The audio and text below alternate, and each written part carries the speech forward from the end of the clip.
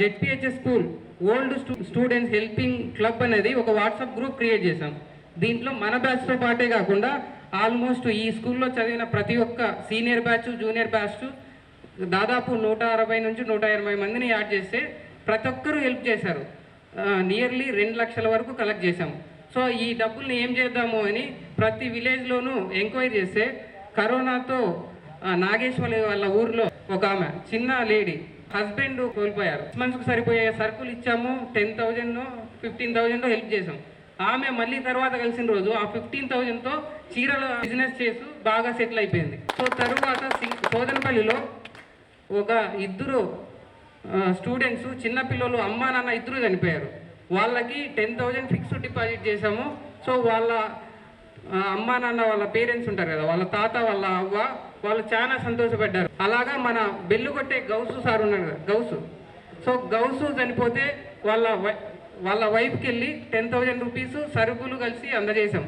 So మన students అందరూ చాలా చాలా బాగా సపోర్ట్ చేశారు. ప్రతి విలేజ్లోనూ ఎవరికి ఆపద ఉన్నా కానీ గురుగుంటలో కండక్ట్ చేసాం ప్రోగ్రాము. అక్కడ ఎస్సీ కాలనీలో సరుకులు ఆల్మోస్ట్ ఒక 10,000 రూపీస్ అందజేసాము. ఇక్కడ మన రామాలయంలో ఎస్ఐ సార్ని పిలిచి మన ఎస్సీ కాలనీలో ఉండే వాళ్ళందరికీ ఎవరైతే కరోనా సమయంలో పనులు లేక ఉండే వాళ్ళందరికీ హెల్ప్ చేసాం. ఇక సోదన్పల్లి ప్రతి విలేజ్లో చేసాం. దాదాపు 2 లక్షల పైచిలకు అందరూ మీరిచ్చిన ప్రోత్సాహం మీరిచ్చిన హెల్పింగ్ నేచర్తోనే సాధ్యమైంది. ఇది ఇలాగే ఆగిపోకుండా మనం ఏం చేసినా కానీ ఫేస్బుక్లో సింగనమల హెల్పింగ్ హ్యాండ్స్ అని ఒక పేజ్ క్రియేట్ చేశారు. సో మీరు ఫేస్బుక్లోకి వెళ్ళి సింగనమల హెల్పింగ్ హ్యాండ్స్ అని కొడితే స్టార్ట్ చేసినప్పటి నుంచి మనం ఏం చేసాము, ఎక్కడెక్కడ పంచాము, ప్రతి పోస్ట్ దాంట్లో ఉంది.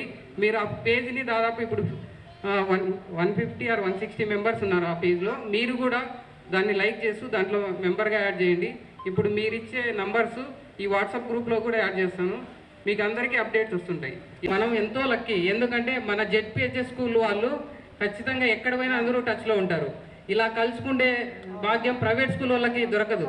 So thank you so much sir, మన సార్లు చెప్పినట్లు. సో అందరికీ హెల్ప్ చేస్తూ ముందుకు సాగాలని కోరుకుంటున్నాను. 2 లక్షల రూపాయలు దానము చేశామని చెప్పి రికార్డు పూర్వకంగా చెప్పారు. చాలా సంతోషము. మాటలతో చెప్పేది కాదు, చేతలతో చూపించేదే మంచిది. ఇంకా రెండవది, ఎవరికైతే దానగుణం ఉంటుందో వాడే మానవుడు.